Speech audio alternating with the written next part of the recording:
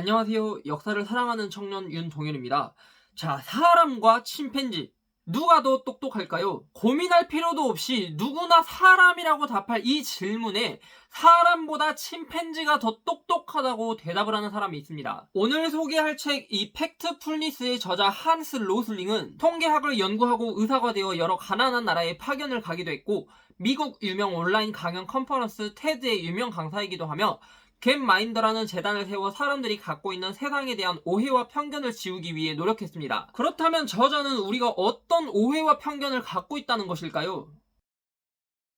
이 책의 부제는 우리가 세상을 오해하는 10가지 이유와 세상이 생각보다 괜찮은 이유입니다. 그리고 책의 목차에는 이 10가지 본능이 소개되어 있습니다. 보통 우리가 태생적 본능이나 욕구에 대해서 이야기를 하면 성욕, 식욕, 수면욕이라고 답을 하는데 이 책에서는 그게 아닙니다. 사람들이 어떤 정보를 받아들일 때 어떤 생각에 의해서 어떤 정보를 걸러듣거나 수용하지 못하는데 작가는 이런 사람들의 머릿속에 어떤 필터가 있다고 상상을 합니다. 그래서 어떤 주제는 단순히 사건이기보다는 뉴스로서 더 가치가 있고 우리는 그런 뉴스에 주목하거나 세상을 왜곡하여 본다는 것입니다. 이 10가지 본능을 이해하기 위해서 몇 가지만 간단히 살펴보자면 간극 본능은 우리와 그들로 나누어 생각한다는 것이고 일반화 본능은 그들을 모두 하나 같은 것으로 본다는 것입니다. 예를 들어서 우리가 세상을 바라볼 때 간극 본능에 의해서 부유한 나라와 가난한 나라로 구분을 짓습니다. 하지만 저자는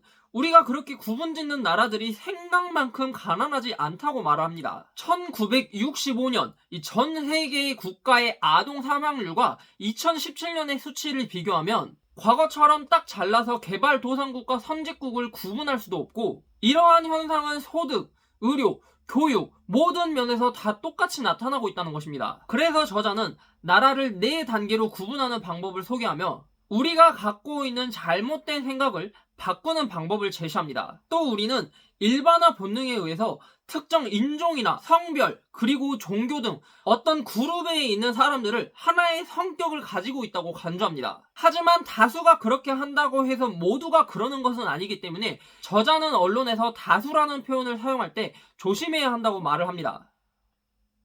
이 책을 읽고 저는 많은 것을 느꼈습니다. 특히 언론에 대해서 사람들은 자신을 속이는 언론이 나쁘다고 말을 하지만 저는 이 언론에 속는 사람들이 더 나쁘다고 말을 하고 싶습니다. 사람들은 무지에 의해서 무비판적으로 정보를 수용하고 다수의 의견에 편중되어 사회에 악영향을 끼친 적이 많이 있습니다. 비난 본능이란 왜 안 좋은 일이 일어났는지 그럼 명확하고 단순한 이유를 찾으려는 본능이며 내 생각이 옳다는 걸 증명해줄 나쁜 사람을 찾는 경향인데 저자는 이 비난 본능에 대해서 특정 개인이나 집단을 문제 원인으로 지목해 비난할 생각을 버려야 한다고 말합니다. 왜냐하면 나쁜 사람을 찾아내면 무엇이 문제고 어떻게 해결할 것인지 더 이상 고민을 하지 않기 때문입니다. 저자가 언론을 비판하는 부분은 이 내용뿐만 아니라 책 곳곳에서 확인할 수 있는데 이 부분은 제가 블로그에 글로 쓴 책 후기를 확인해 주시면 감사하겠습니다. 책을 읽고 실생활에서 사례를 적용해 보기도 했습니다. 크기 본능은 어떤 것을 수치화했을 때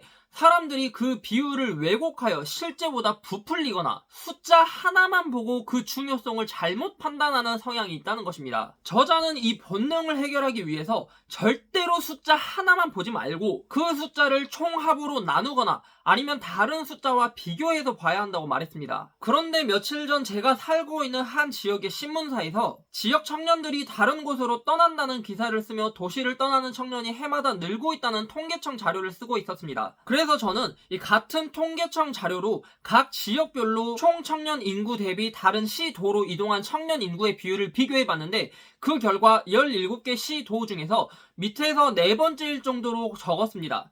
이 부분은 제가 블로그에 쓴 논설문과 첨부한 통계 분석 자료를 확인해 주시면 감사하겠습니다. 제가 이 책을 읽기 전이었다면 이런 뉴스 기사를 보고 한탄만 하고 있었겠지만 책을 읽고 이렇게 실생활에서 적용하여 뉴스 기사의 잘못된 점을 간파했을 때 스스로가 대견하게 느껴지기도 했습니다. 이 책을 읽다 보면 그동안 우리가 얼마나 세상을 오해하고 있었는지, 얼마나 편견에 치우쳐 세상을 바라보고 있었는지 깨닫게 됩니다. 언론에 속지 않기 위해서, 정보를 올바르게 받아들이기 위해서 많은 사람들이 이 책을 읽었으면 좋겠습니다.